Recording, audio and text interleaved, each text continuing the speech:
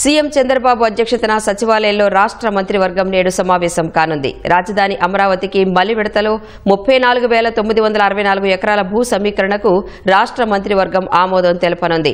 ముఖ్యమంత్రి చంద్రబాబు అధ్యక్షతన ఇటీవల జరిగిన 50వ సిఆర్డీఏ సమావేశంలో తీసుకున్న ఈ నిర్ణయం మంత్రివర్గం ముందుకు రానుంది.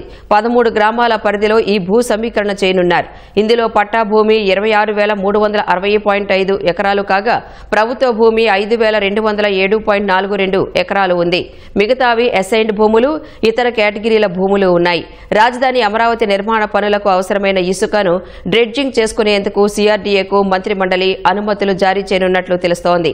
CBI, zoological survey of India వంటి కేంద్ర ప్రభుత్వ రంగ సంస్థలతో పాటు రాష్ట్ర ప్రభుత్వ సంస్థలు, స్పోర్ట్స్ అకాడమీ వంటి వాటికి భూములు కేటాయించేందుకు మంత్రివర్గం ఆమోదం తెలిపే అవకాశం ఉంది. నాలా చట్టం రద్దు అంశం ఇవాళ కేబినెట్ ముందుకు వచ్చే అవకాశం ఉన్నట్లు తెలుస్తోంది. వారసత్వంగా వచ్చే భూములను పంచుకునే విషయంపై నామమాత్రపు రుసుము చెల్లించి గ్రామ, వార్డు సచివాలయాల్లో సక్సెషన్ చేసుకునే వెసులుబాటుకు మంత్రివర్గం ఆమోదం తెలపనున్నట్లు తెలుస్తోంది. రాష్ట్రంలోని పలు ప్రాంతాల్లో వివిధ సంస్థలకు భూ కేటాయింపులకు కేబినెట్ ఆమోదం లభించనుంది.